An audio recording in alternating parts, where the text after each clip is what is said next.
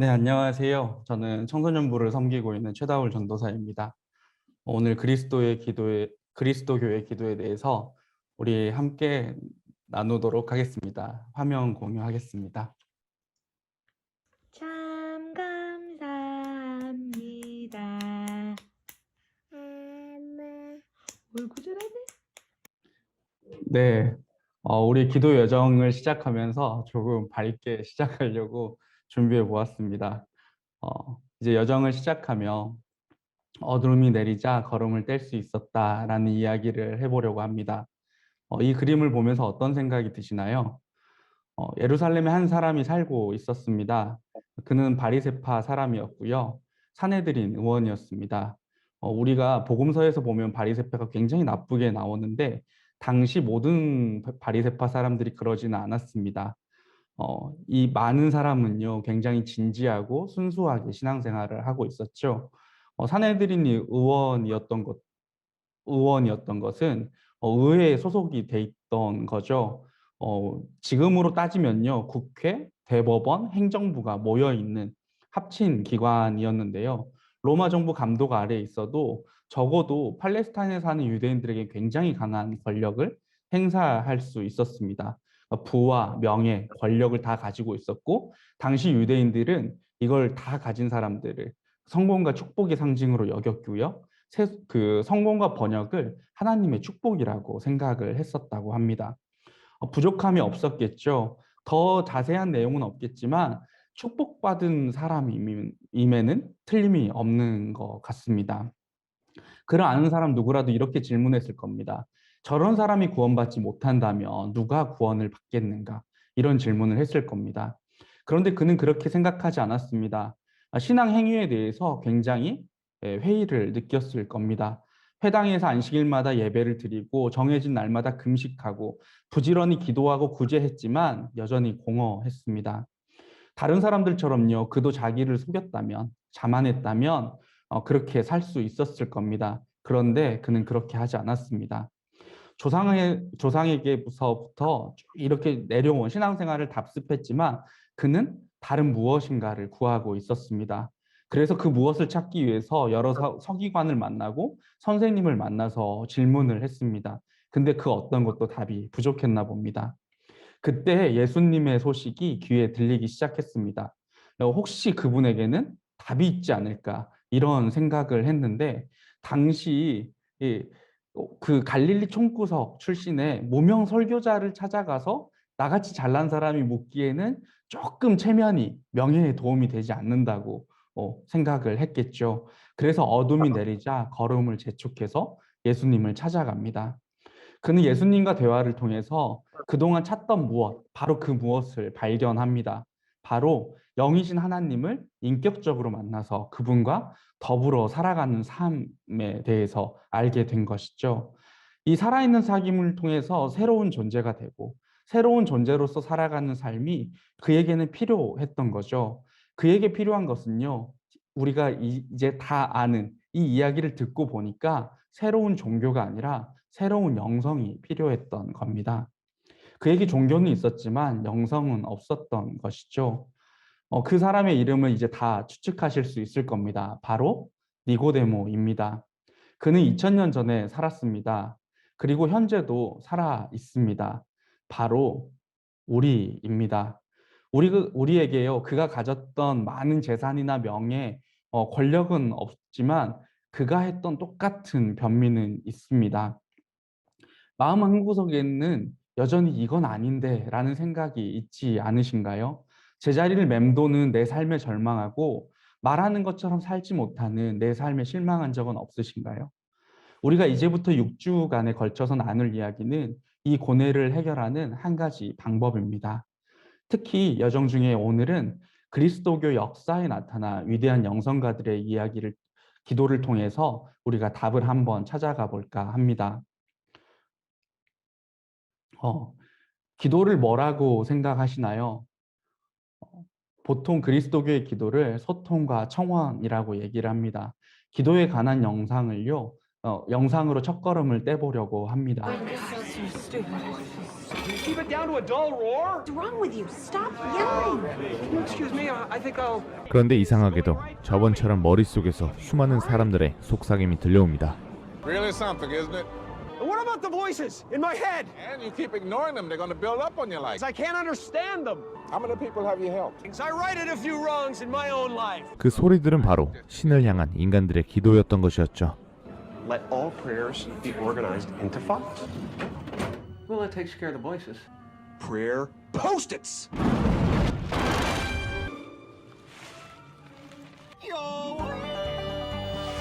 아무리 신이라지만 60억 인구의 소원을 전부 읽는 것은 무리가 있어 보입니다.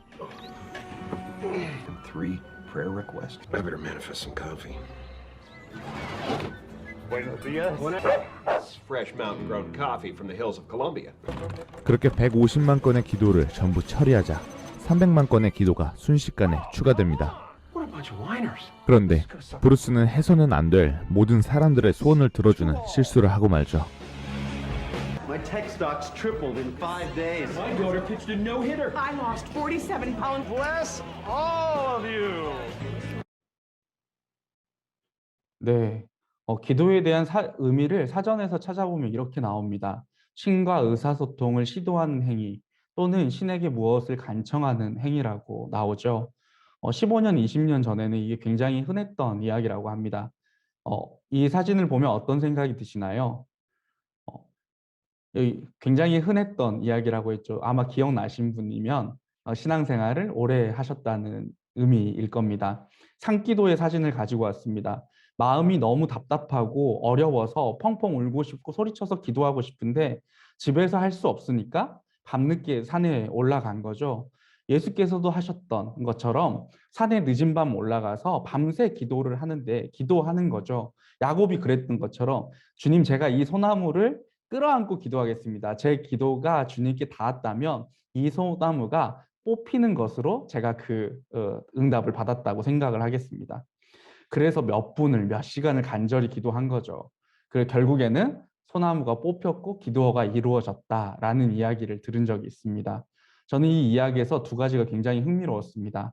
첫 번째는 하나님께서 인간처럼 이렇게 창조를 하셨잖아요. 나무도 하나님께서 창조를 하셨는데 기도 응답 알려주려고 이렇게 생명을 저버리게 하셨다니 라는 것에 충격을 받았고, 두 번째는 우리가 많이들 착각하는 기도가 하나님께 무엇인가를 요구하는 것이라는 그 사고 방식인 거죠.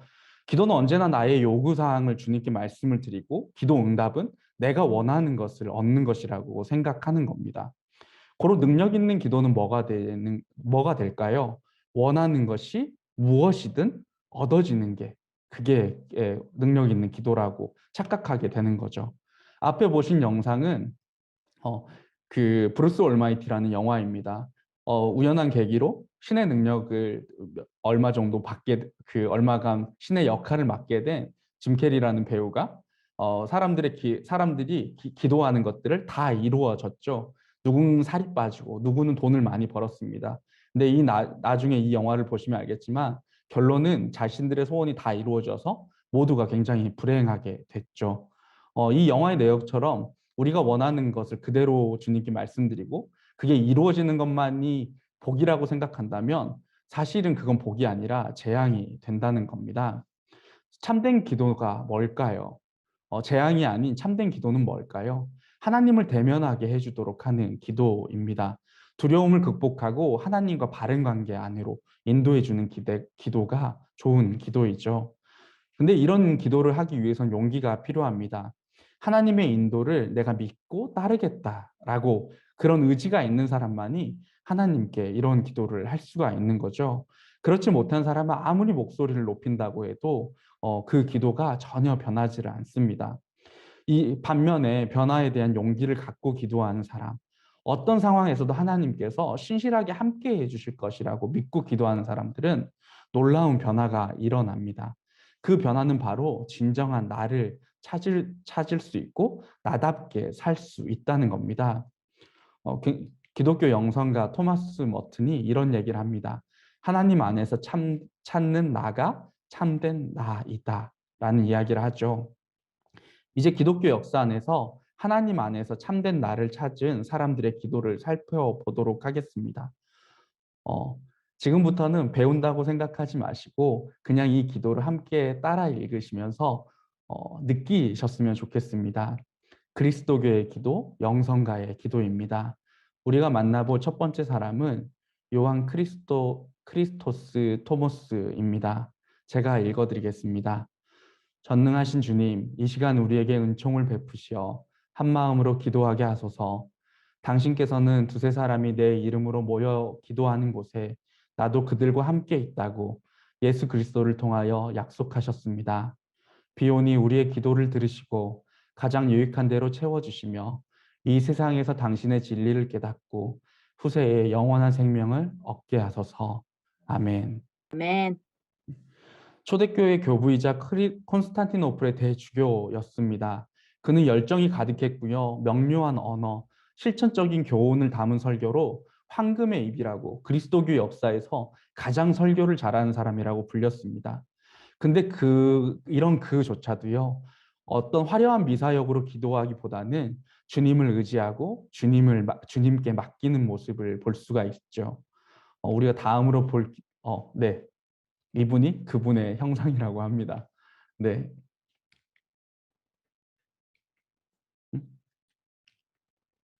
네. 우리가 다음으로 함께 나눌 기도는요. 아시시의 프란치스코의 기도입니다.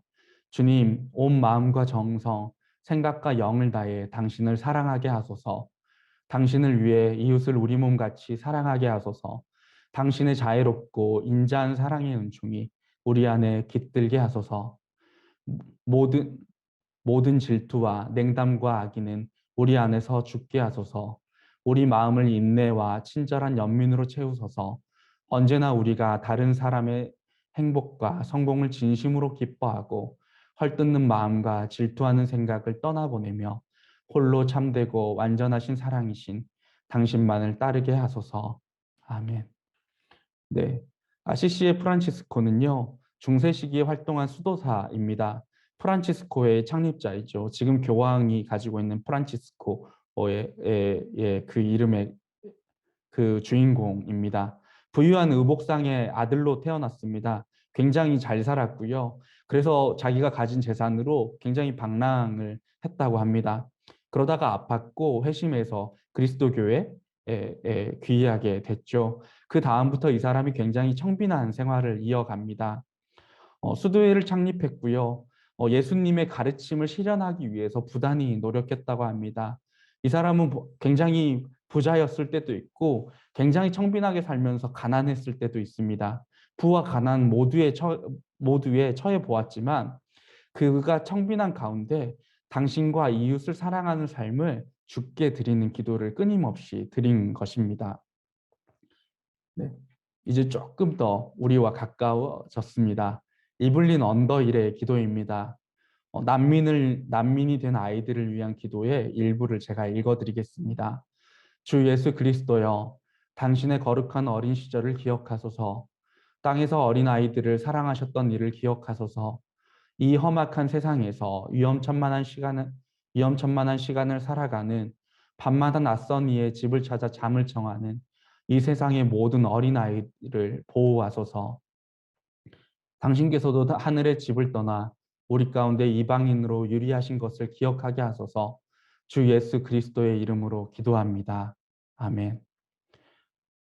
성공의 신학자였던 이블린은요, 그리스도교 신부주의와 영성 연구와 기도 모임을 인도했습니다. 개신교의 그리스도교의 신비주의 전통을 가르친 사람으로 굉장히 유명한데요. 이블린은요, 굉장히 특이한 것이 자신이 경험하던 모든 삶의 문제를 주님께 이렇게 올려드렸습니다. 다음으로 우리가 굉장히 잘 알고 있는 보네포 목사님의 기도문을 함께 나누도록 하겠습니다. 모든 존재의 근원이신 당신 앞에 죄인된 몸으로 우리가 섰습니다. 우리는 당신을 등졌습니다. 큰 거짓이 머리를 듣는 것을 보면서 진실을 영예롭게 하지 않았습니다. 형제들의 절박한 처지를 보면서 자신의 안전만을 두려워했습니다. 모든 자비의 근원이신 당신 앞에 죄를 고백하며 우리가 섰습니다. 거룩하신 성령님, 절망에서 지켜줄 믿음을 저에게 주소서. 당신과 다른 모든 이들을 향한 사랑을 제 속에 담아주시어 그 어떤 증오에도 고통에도 오염되지 않게 하소서. 두려움에서 건져줄 믿음을 저에게 주소서. 아멘. 보네포 목사님은 독일 루터교회 목사님이시자 신학자이셨습니다. 그리고 반나치주의 운동가셨죠. 히틀러를 암살하기 위해서 첩보국에 관여했다가 처형당하셨습니다. 보네포 목사님께서 옥에서 쓰신 편지 기도입니다. 처형을 기다리며 자신의 삶을 주님과 함께 거하기를 마지막까지 올려드렸던 기도문입니다. 네, 오늘 준비한 마지막 기도문인데요. 헨리 나우엔의 기도문입니다. 사랑하는 하나님, 제 움켜진 주먹을 펴기가 너무 두렵습니다. 더 이상 불뜰 것이 없을 때 저는 누구일까요? 빈손으로 주님 앞에 설 때 저는 누구일까요?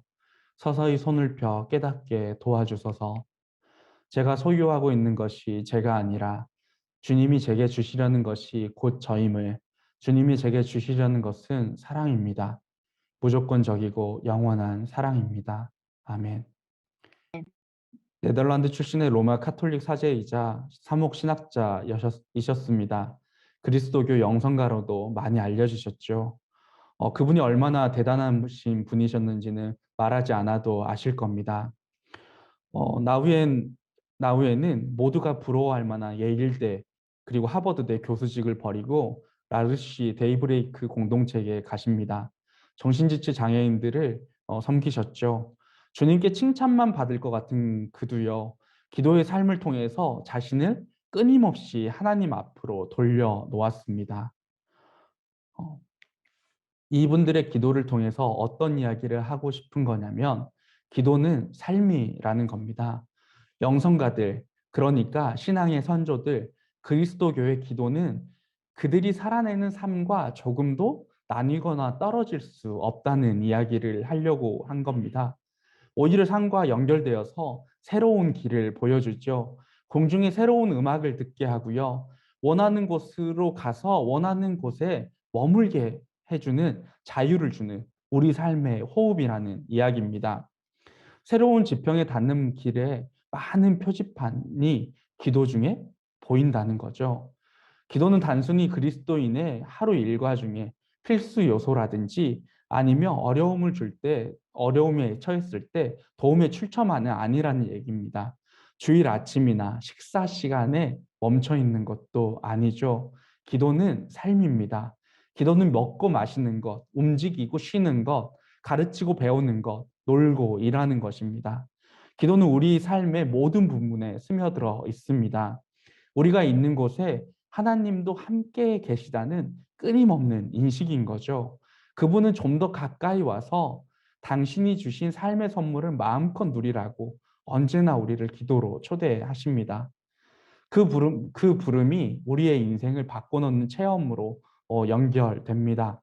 그 경험은 내 존재 자체가 중심일 수 없다는 깨달음을 주죠. 깨달음을 통해 하나님을 알게 되면 인간으로서 내 모든 체험의 뿌리가 하나님의 사랑에 있다는 것을 알게 됩니다. 우리가 바랄 수 있는 것은 하나밖에 없게 되죠. 바로 그 사랑 안에 머무는 겁니다. 다시 말하면요, 기도를 통해서 우리는 지금 여기서 하나님과 함께하는 삶을 바라게 됩니다. 하나님과 함께하는 삶이요.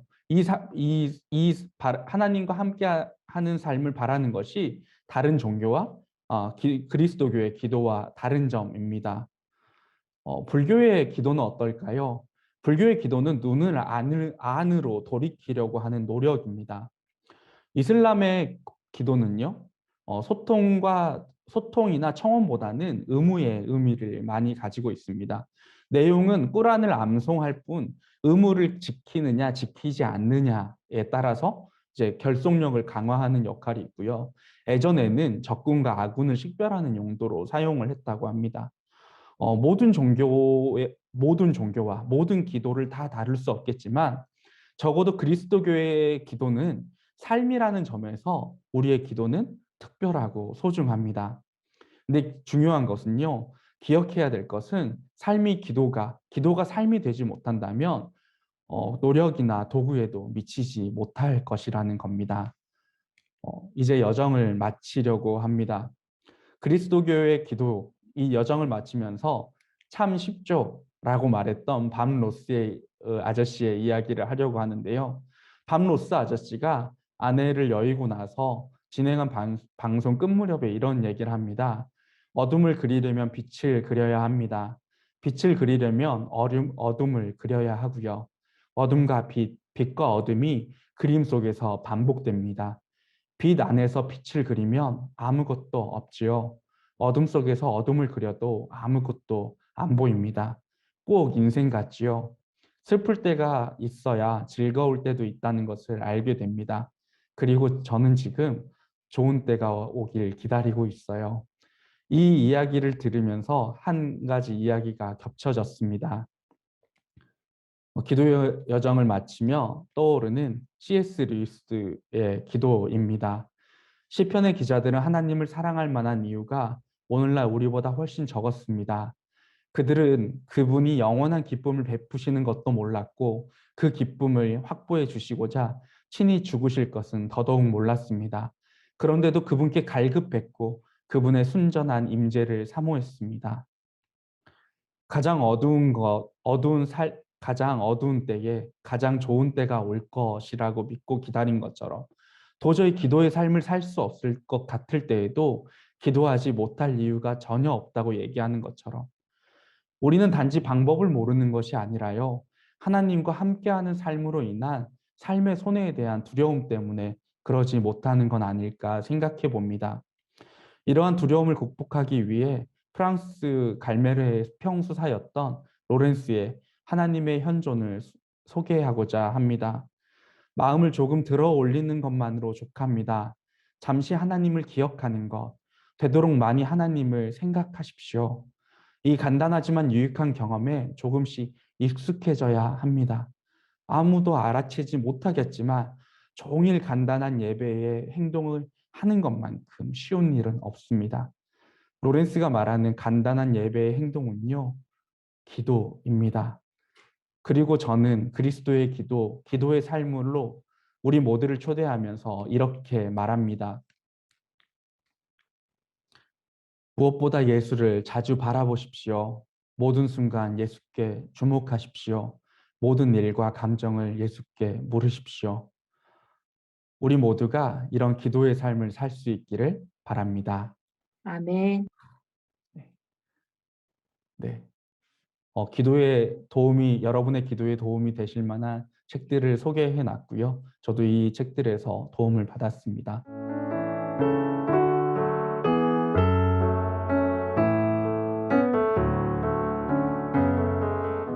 성도님들 안녕하세요. 나눔과 배움이 있는 수요 온라인 예배 다음 주 순서를 맡은 나영철 전도사입니다. 제가 발제할 주제는 예수님의 기도인데요. 성경에는 수많은 기도의 가르침이 있고 기도의 사람들이 있죠. 그 중에서도 예수 그리스도는 단연 하늘 아버지께서 원하시는 기도 생활의 모범일 것입니다. 예수님께서 기도에 임하실 때 가졌던 마음가짐, 그리고 그분의 기도 생활이 보여주는 특징들을 함께 살펴볼 텐데요. 이를 통해 주님의 기도와 우리의 기도를 비교해보고 궁극적으로 우리의 기도가 더욱 주님의 기도를 닮아가는 시간이 되기를 소망합니다. 다음 주에 뵐 때까지 기도의 사람으로 하루하루 승리하시고요. 건강한 모습으로 다음 주에 뵙겠습니다. 샬롬.